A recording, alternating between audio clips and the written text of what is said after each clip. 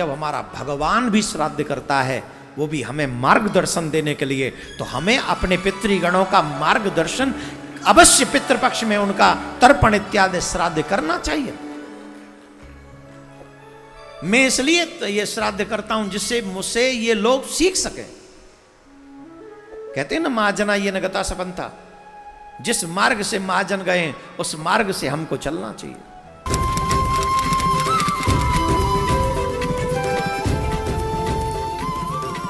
अब वेदों में इन श्राद्ध आदि कर्म कांड का निषेध है, और गीता जी में निषेध 9वें अध्याय के 25वें श्लोक में स्पष्ट किया है, भूत पूजने वाले भूत बनेंगे। ये देखिएगा, श्रीमद् भगवत गीता, गीता प्रेस गोरखपुर से प्रकाशित है, जयदयाल गोविंद का इसके अनुवादक है। ये है अध्याय नंबर 9, श्रीमद् भगवत गीता, श्लोक नंबर 25। देवताओं को पूजने वाले देवताओं को प्राप्त होंगे, पितरों को पूजने वाले पितरों को प्राप्त होते हैं, और भूतों को पूजने वाले भूतों को प्राप्त होते हैं, और मेरा पूजन करने वाले मुझको ही प्राप्त होते हैं। गीता जी अध्याय नंबर 16 के और श्लोक नंबर 23 में कहा है कि अर्जुन, जो शास्त्र विधि को त्याग कर मनमाना आचरण करते हैं, यानी जो पवित्र सदग्रंथों में वे ऑफ वर्शिप नहीं लिखी है, साधना की विधि, और उसके आधार से जो भक्ति करते हैं उनको कोई लाभ नहीं होता। देखिएगा, यह है श्रीमद् भगवत गीता अध्याय नंबर 16, श्रीमद् भगवत गीता अध्याय 16 का श्लोक नंबर 23। जो पुरुष शास्त्र विधि को त्याग कर अपनी इच्छा से मनमाना आचरण करता है, वह न तो सिद्धि को प्राप्त होता है, न परम गति को, और न सुख को ही।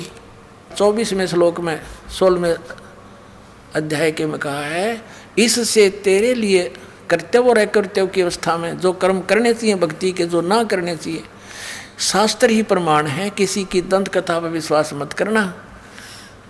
ऐसा जानकर शास्त्र विधि से नियत यानी शास्त्र अनुकूल कर्म ही करने योग्य हैं, यानी और कर्म नहीं करना। जो गीता में लिखा वही मंत्र जाप करना, उतनी ही क्रिया करना।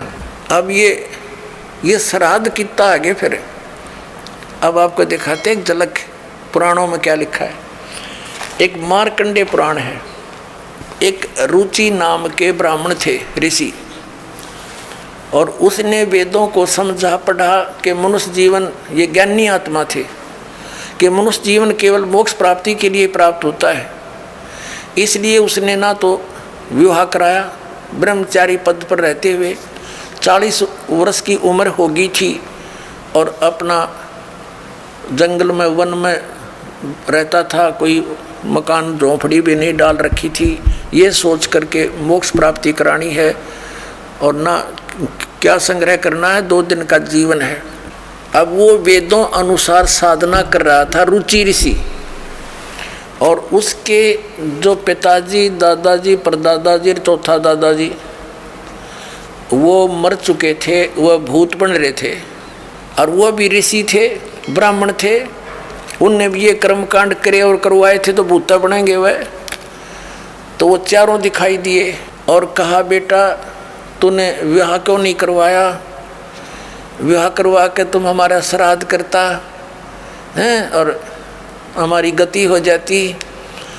अब रुचि कहने लगा कि पितामहो, वेद में तो ये मना कर रखा है, ये श्राद्ध श्रुद्ध निकालना, ये कर्म कांड करना, ये तो मूर्खों का मार्ग है। और वो पितर भी कहते हैं, बेटा है तो ऐसा ही, इसमें कोई संदेह नहीं, मिथ्या नहीं है, सच्चाई है। लेकिन हमारा क्या होगा? अब तुम बाढ़ में जाओ, थारा क्या होगा?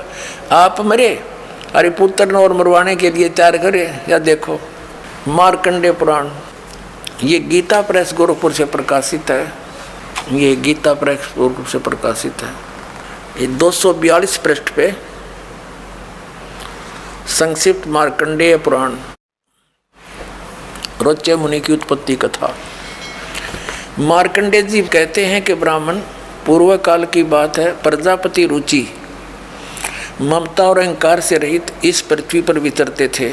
उन्हें किसी से भय नहीं था, वे बहुत कम सोते थे। उन्होंने न तो अग्नि की स्थापना की थी, न अपने लिए घर ही बना रखा था। वे एक बार भोजन करते और बिना आश्रम के ही रहते थे।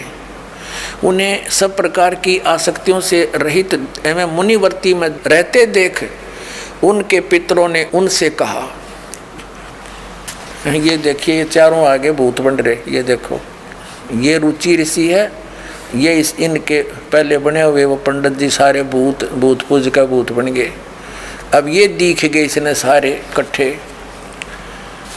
पितर बोले, बेटा विवाह स्वर्ग और अपवर्ग का हेतु होने के कारण एक पुण्यमय कार्य है। ये तो इन पितरों के वचन हैं, ये तो पितरों के वचन है जो अपनी सलाह दे रहे हैं। अब देखना, उसे तुमने क्यों नहीं किया?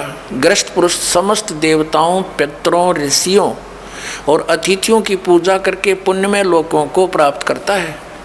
वह सभा के उच्चारण से देवताओं को, शब्द से पितरों को तथा अन्नदान, बलि, वैष्णदेव आदि से भूत आदि प्राणियों एवं अतिथियों को उनका भाग समर्पित करता है। बेटा, हम ऐसा मानते हैं कि गृहस्थ आश्रम को स्वीकार न करने पर तुम्हें इस जीवन में क्लेश पर क्लेश उठाना पड़ेगा तथा मृत्यु के बाद और दूसरे जन्म में भी क्लेश ही भोगना पड़ेगा। रुचि ने कहा, पितरगण, परिग्रह मात्र ही अत्यंत दुख एवं पाप का कारण होता है तथा उसे मनुष्य की अधोगति होती है, उससे मनुष्य की अधोगति होती है। यही सोचकर मैंने पहले स्त्री संग्रह नहीं किया। अब यहाँ देखो, पितर बोले, बेटा जितेंद्रिय होकर आत्मा का प्रक्षालन करना उचित है, किंतु तुम जिस मार्ग पर चल रहे हो वह मोक्ष मार्ग है। बता, इसने तो घटिया मान रहे मोक्ष मार्ग ने कि तुम जो कर्म कर रहे हो जिस मार्ग पर चले तो मोक्ष मार्ग है।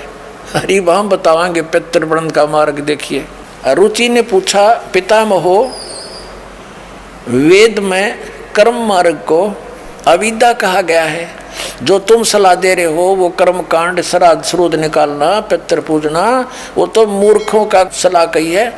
फिर क्यों आप लोग मुझे उस मार्ग में लगाते हैं? पितर भी कहते हैं। पितर बोले, यह सत्य है कि कर्म को अविद्या ही कहा गया है, इसमें तनिक भी मिथ्या नहीं। फिर थारा सिर बच गया, फिर क्या रह गया? बता भाई, ये हमारे पुराणों में लिखा है। अब इस बात को पितर भी मानते हैं कि आप जो साधना करें तो मोक्ष मार्ग है, और आप फिर उसको सलाह दे रहे हैं भूत पूज, श्राद्ध निकाल, ब्याह करवा, और यो नरक मार्ग है। और आप भी मानते हैं कि आप जो मार्ग अपना रहे हो तो मोक्ष मार्ग है। और रुचि कहता है वेद के अंदर तो इसको अविद्या मूर्खों की साधना बताई है, तो पितर भूत पूजना, श्राद्ध निकालना, और पितर स्वीकार भी कर रहे हैं। कहाँ ऐसा ही है, इसमें कोई मिथ्या नहीं। फिर ये बकवाद घट रखी, अगर मुगरुम ऐसा कर लो, पितर ऐसा कर देते हैं, पितर पुत्र दे देते हैं, टट्टू दे देते हैं, आप भूखे मरे। बतावे, मूर्ख बना रखा। एक बार क्या था, परमात्मा कबीर जी काशी में गंगा घाट पर चले गए। गंगा का एक घाट बना हुआ है, वहाँ पर ये ब्राह्मण लोग सूर्य को, यानी ऐसे सूर्य की तरफ मुँह करके गंगा से जल उठावें और वहीं डाल दें। कबीर साहब बढ़कर उसमें गंगा में घुटनों पानी में और ऐसे नौकरन लगे, गंगा के जल को पटरी पर फेंक रहे, पूरी स्पीड। अब वो सारे पंडित जी अपना काम छोड़ कर कबीर साहब की ओर देखने लगे। कहने लगे, वो कबीर ये क्या कर रहा तू? कबीर जी बोले, आप क्या कर रहे हो? मैंने ना पूछा, तुम क्यों पूछ रहे हो मेरे से? पहले आप बताओ आप क्या कर रहे हो? कि हम अपने पितरों को स्वर्ग में जल भेज रहे हैं। ये हम यहाँ जल डाल रहे हैं ना, ऐसे मंत्र बोलकर, ऐसे सूर्य की तरफ मुँह करके, ये वहाँ स्वर्ग में हमारे भूखे प्यासे पितरों को जल प्राप्त होगा।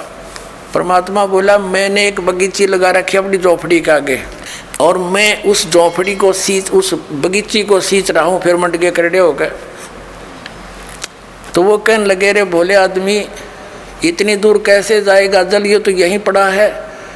वो तेरी झोपड़ी के आगे बगीची जो छोटी सी लगा रखी, वो कैसे सिंचाई होगी इससे?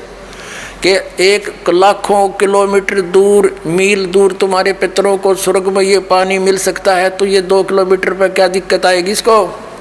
तो उनकी चौंध टूट गई। पंडित जी ने फिर अपना गलती स्वीकार की, मालिक